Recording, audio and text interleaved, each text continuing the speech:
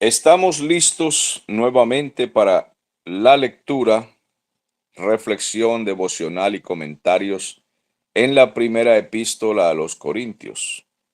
Algunas personas nos han estado escribiendo que al escuchar los mensajes están emocionados y otros están iluminados e inspirados para estudiar la palabra del Señor.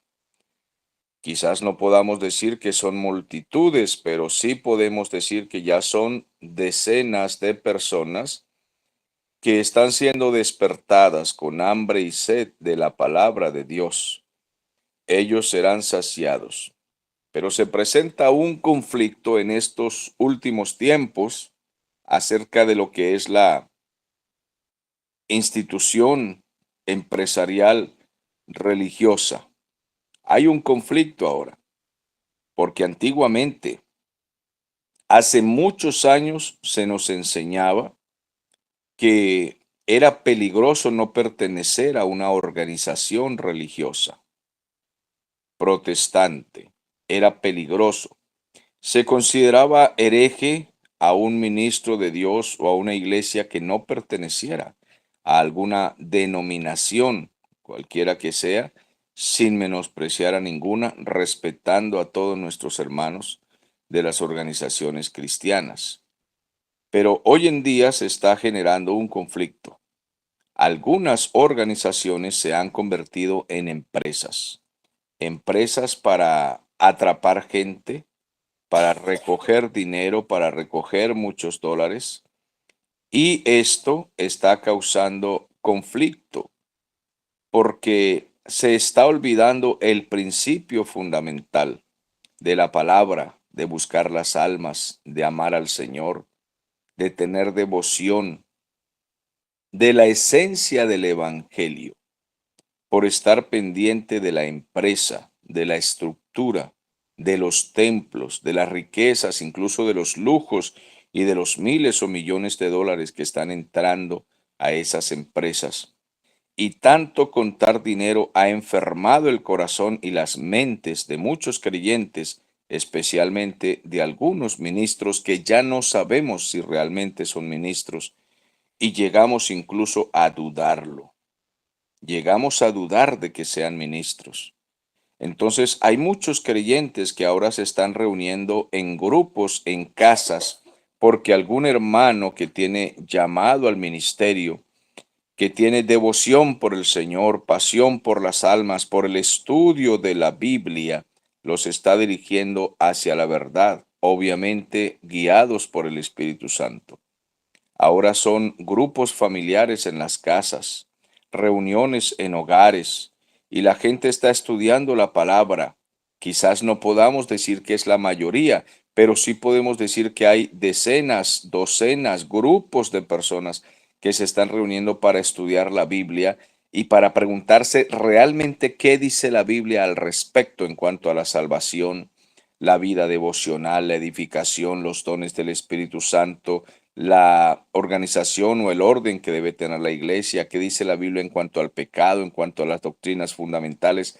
Están volviendo a la palabra del Señor, tienen hambre y sed. Algunos me están diciendo que están inquietos, no saben qué hacer, porque incluso al estar en una iglesia donde ellos advierten que se está predicando solo teología de la prosperidad, que se están predicando algunas corrientes teológicas erróneas, que están perforando el alma de las personas con cáncer herético y que ya no saben qué hacer y han tenido que salir de esas congregaciones, o algunos no saben si salir de allí, están dudosos, se reúnen en algunas casas o son visitados en algunas casas para estudiar la palabra porque ya no pueden estar en esas instituciones, organizaciones religiosas, empresariales donde solo se habla de dinero y dinero y más dinero, prometiéndoles que si dan todo lo que tienen van a ser muy bendecidos, que si dan su vehículo, su carro,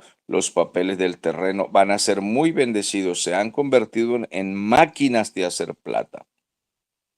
Esto está sucediendo. Aquí dejamos esta advertencia para que los creyentes abran los ojos como los hermanos de Berea. en el capítulo eh, quizás 17 del libro de los Hechos. Podemos revisarlo un momentico aquí en la palabra del Señor. Entonces tenemos el libro de los Hechos, a ver si es el capítulo 17, y nos habla de Pablo y Silas fueron a Berea, sí señor, allí.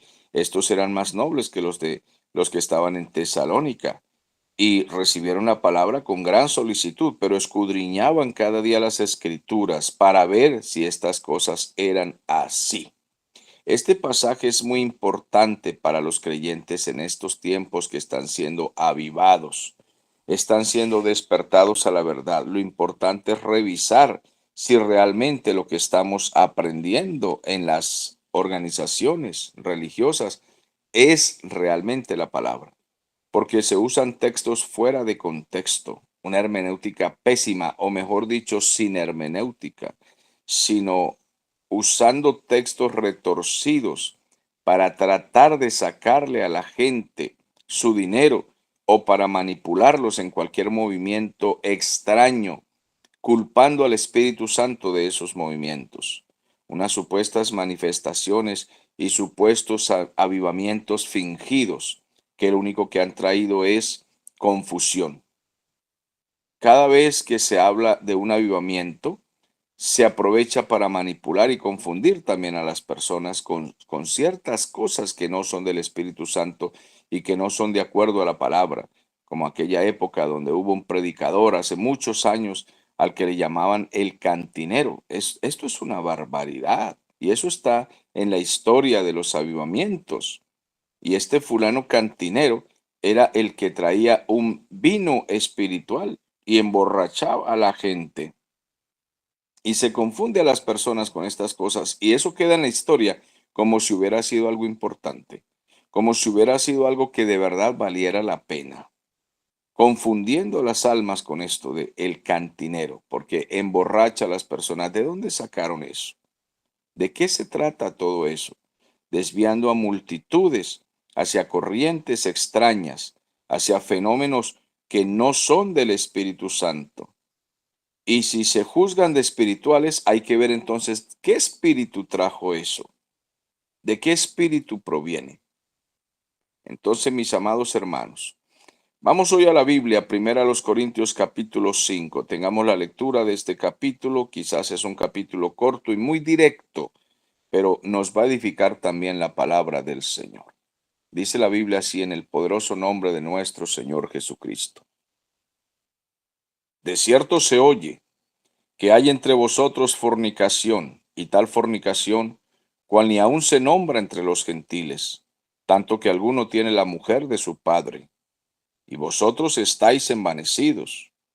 ¿No debierais más bien haberos lamentado para que fuese quitado de en medio de vosotros el que cometió tal acción? Ciertamente yo, o sea, Pablo, como ausente en cuerpo, es decir, no estoy allá con ustedes, pero presente en espíritu, hagan de cuenta que estoy allá con ustedes. Ya como presente he juzgado al que tal cosa ha hecho. Me he encargado de examinar qué es lo que ese hombre ha hecho, ya he hecho un juicio acerca de ese caso.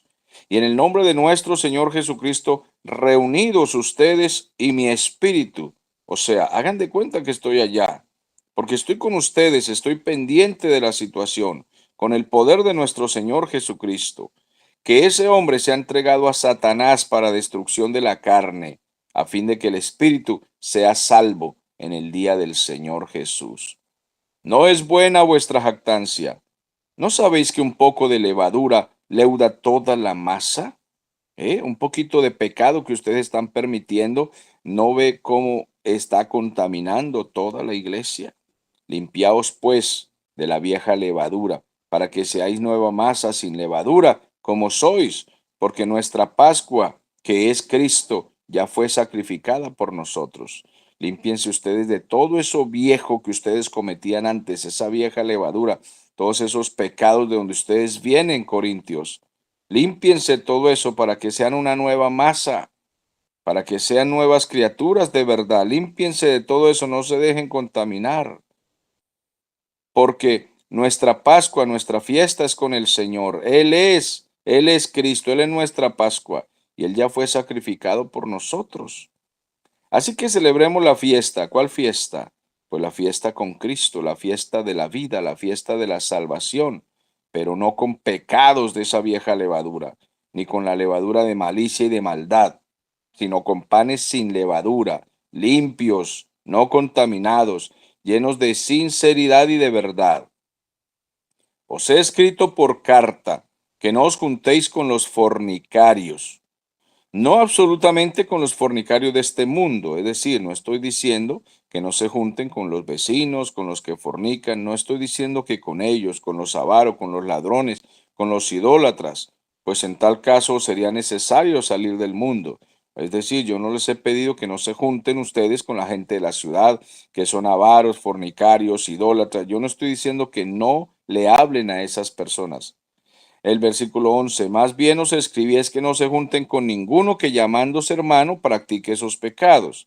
No estoy hablando de la gente del mundo, sino de los que dicen ser cristianos, que están bautizados y están practicando fornicación, avaricia, idolatría, son maldicientes y borrachos y ladrones, pero están en la iglesia bautizados. Con esa gente no se junten.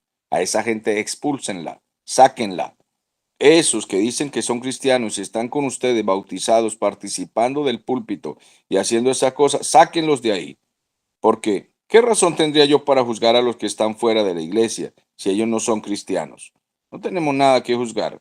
Pero, ¿no juzgan ustedes a los que están dentro de la iglesia acaso? ¿No son capaces de juzgar los temas pecaminosos dentro de la iglesia? ¿No tienen autoridad para eso? ¿Qué pasa? ¿Están dormidos, señores corintios?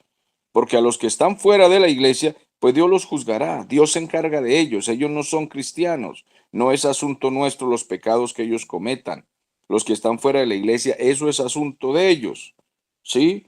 Pero a los que están dentro de la iglesia, a eso sí, saquen a ese perverso de entre vosotros. Esta es la lectura del pasaje para hoy. Es un caso muy directo.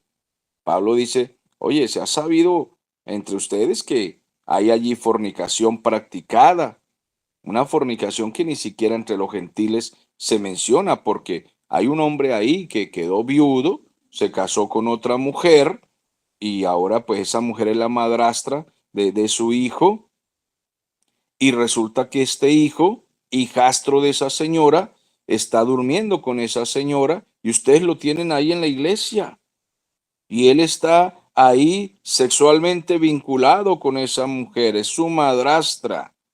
¿Qué es lo que pasa con ustedes? Aquí se trata todo lo que tiene que ser con la disciplina que debe haber dentro de la iglesia. Debe haber disciplina, orden, fundamento, capacidad, madurez para tratar cosas necesarias e importantes. El carácter de la iglesia debe ser santo. Los ojos del mundo están puestos sobre la iglesia porque los creyentes son cartas leídas al mundo. La gente nos lee. Usted le dice a los vecinos, por favor, lean la Biblia y pónganse a orar. Los vecinos no van a leer la Biblia, tampoco tienen autoridad para orar. Dios no escucha las oraciones de los vecinos, porque ellos son inconversos, son borrachos, son idólatras. No los mande a orar, ore usted por ellos. Pero tampoco les está diciendo, lea la Biblia. Ellos no van a leer la Biblia. Ellos lo leen a usted. Usted es la Biblia para ellos. Usted dice que es cristiano, ellos nos van a leer a nosotros los cristianos. Entonces, lo que Pablo está diciendo allí es que hay hombres que están dentro de la iglesia bautizados, que tienen una aparente comunión como cristianos, pero están en inmoralidad sexual pública, un extremo pecado. Este hombre está durmiendo con su madrastra. Es un pecado específico, pero que ya es público,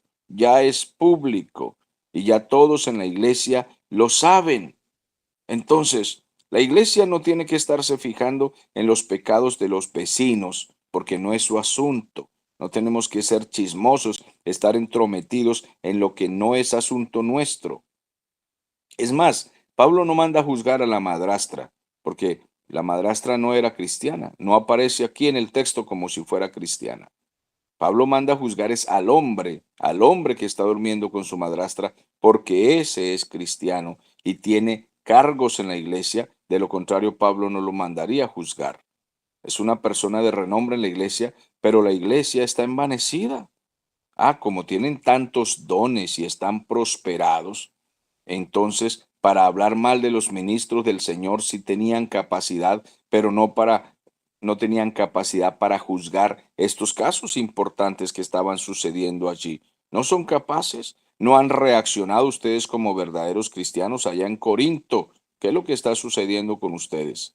Deberían estar hundidos en un profundo dolor, llorando, orando, pero no están es orgullosos de su tolerancia, están tolerando a los impíos allí adentro y hacen como si nada, como si fuera muy importante ser tolerantes.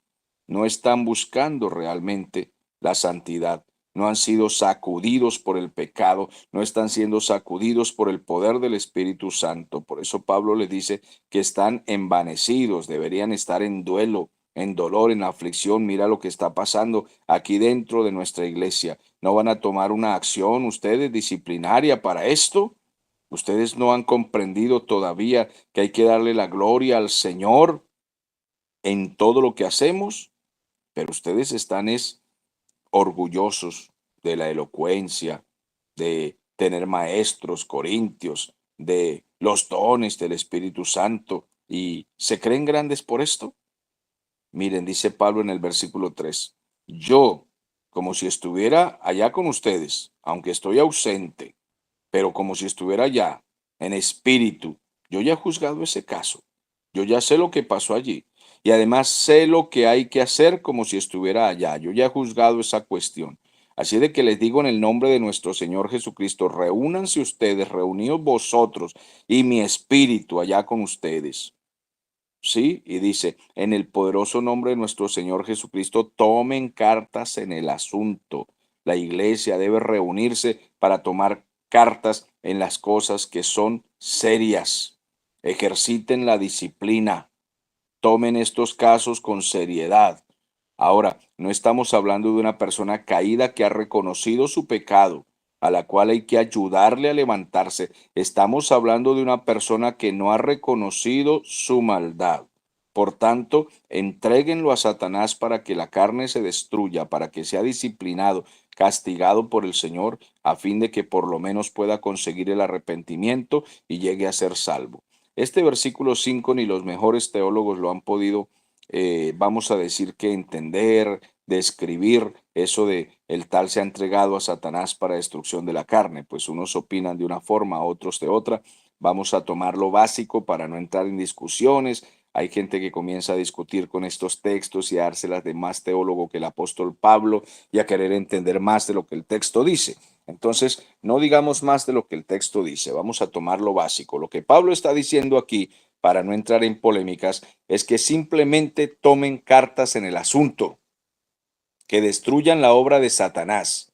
Esa carne está fornicando, vamos a destruir esa carne, para que no destruyamos a ese hombre si es que llega a arrepentirse. Es lo que Pablo está diciendo, que se tome una acción al respecto. Sí, porque los comentaristas, unos opinan que él es expulsado, otros que es castigado de tal manera, unos dicen una cosa, otros otra. Entonces no entremos en polémica, sino tomemos cartas en el asunto. A los que andan en tales cosas públicas y se enorgullecen aún andando en estas cosas, hay que ponerlos en su sitio. Eso es todo. Hay que enfrentarlos, hay que confrontarlos. Más nada es lo que dice. A las personas, así sea con autoridad y misericordia, estas dos cosas juntas, pero hay que reprenderlas a ver si logramos hacer que vuelvan al camino, si logramos, si el Señor se los permite. Pero no hay que ser lentos en estas cosas. Así de que hay que recordar que en la iglesia también hay que poner mano dura cuando es necesario. Y si una persona, como el Señor Jesús mismo lo dijo en el libro de Mateo, en el Evangelio de Mateo, si una persona finalmente no se arrepiente, pues tiene que ser expulsada. Eso es todo. Si finalmente no se arrepiente, pues tiene que ser expulsada. La persona debe reconocer finalmente para que pueda ser entonces restaurada por la iglesia. para que no haya ningún extremo y llegue a destruirse incluso una persona que esté disciplinada y arrepentida. Pero es necesario que se tome cartas en el asunto para que cuando venga el Señor Jesús hayamos logrado rescatar del infierno a algunos cuantos que estando en la iglesia han pecado contra el Señor. No es buena vuestra jactancia. Versículo 6. ¿Acaso no sabéis que un poco de levadura fermenta toda la masa? La daña, la contamina. Ellos quizás se escudaban diciendo, esto solo ha sucedido una vez, esta vez, así es de que dejémoslo pasar. Amados hermanos, no se deje pasar ningún caso que sea así de serio y así de profundo. No, no se deje pasar.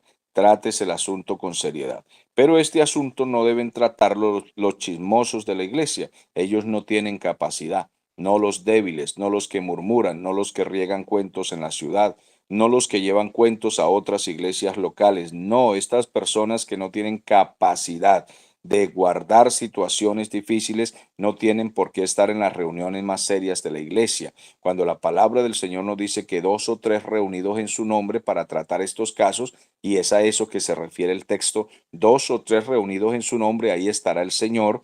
Se refiere a estos casos disciplinatorios y no a otras cosas como a veces se enseña, ¿no? Entonces, dos o tres reunidos en su nombre. Pero ¿cuáles son esos dos o tres testigos fuertes que se van a reunir para tratar estos casos serios? Pues los más serios de la iglesia, los más maduros, los más capaces, son los que se van a reunir para tratar esto. Porque a veces se reúnen los dos o tres más chismosos de la iglesia y tenga por seguro que la ciudad entera se enteró del problema. Dos o tres, los más serios y maduros de la iglesia para tratar asuntos profundos, para que no se tolere ninguna cosa, por pequeña que parezca, cuando atenta contra la moral de la iglesia. Así es de que, si no se hace, pronto esta levadura se expandirá por toda la iglesia y serán gravemente afectados y entonces el carácter de la iglesia se irá por el piso allí, por lo menos de esa iglesia local. Y eso va a pasar fronteras. Limpiaos pues de la vieja levadura, para que seáis nueva masa, como sois sin levadura, porque nuestra Pascua, que es Cristo, Cristo ya fue sacrificada por nosotros. Así de que hay que purificarse de esa vieja levadura, de todo eso que antes hacían. Hay que tomar acción contra el mal para que lleguen a ser una nueva masa renovada, limpia, pura. Entonces, sin levadura como sois, porque así los ve Dios.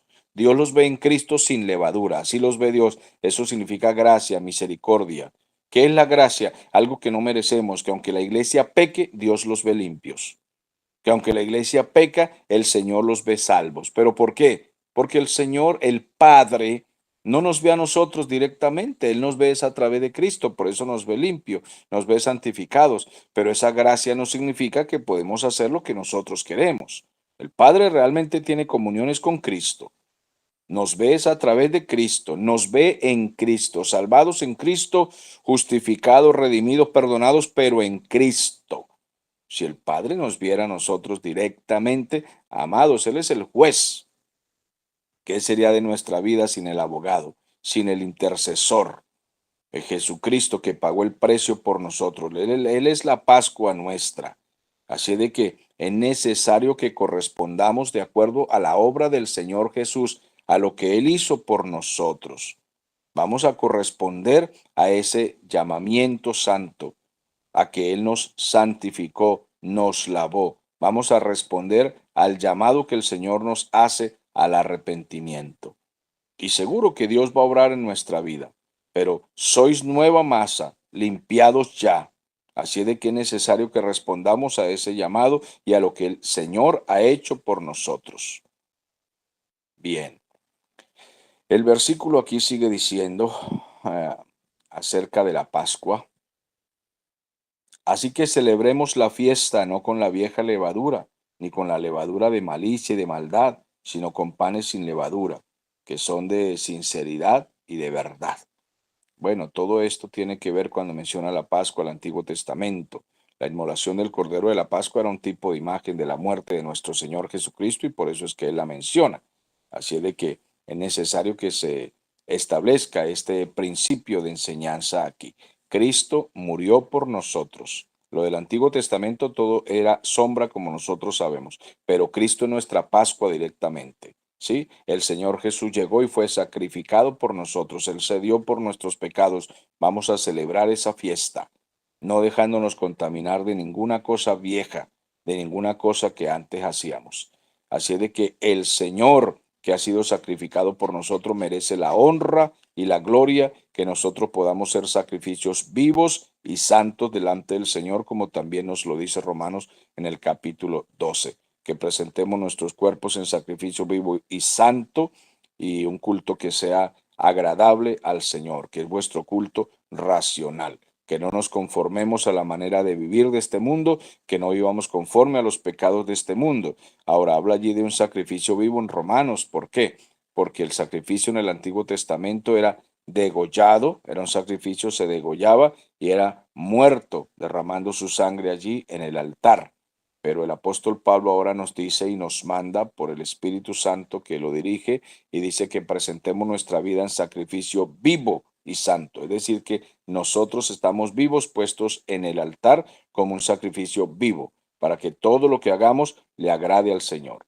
Bueno, volvemos aquí a los Corintios, dice entonces, celebremos esta fiesta nosotros, celebremos esta fiesta, pero no con la vieja levadura, ni con la levadura de malicia y de maldad, sino que seamos sinceros, panes sin levadura, sinceros y de verdad, que toda nuestra existencia sea una fiesta de gozo, sea una fiesta de santidad, sea una fiesta de adoración, sea una fiesta de alabanza, que nuestra adoración realmente le llegue al Señor. Amado, la adoración cuando cantamos y alabamos al Señor, esto no es conciertos, como lamentablemente ahora sucede, ¿no? Hay que pagar un dineral para entrar a un concierto y supuestamente adorar a Dios. Entonces hay que pagar 1 millón de pesos para adorar a Dios con el supuesto adorador, porque el cantante supuestamente es el adorador y entonces yo tengo que pagar un dineral para adorar a Dios con el cantante y tomarme unas fotos con él. Hemos convertido todo lo relacionado a la vida devocional en un negocio.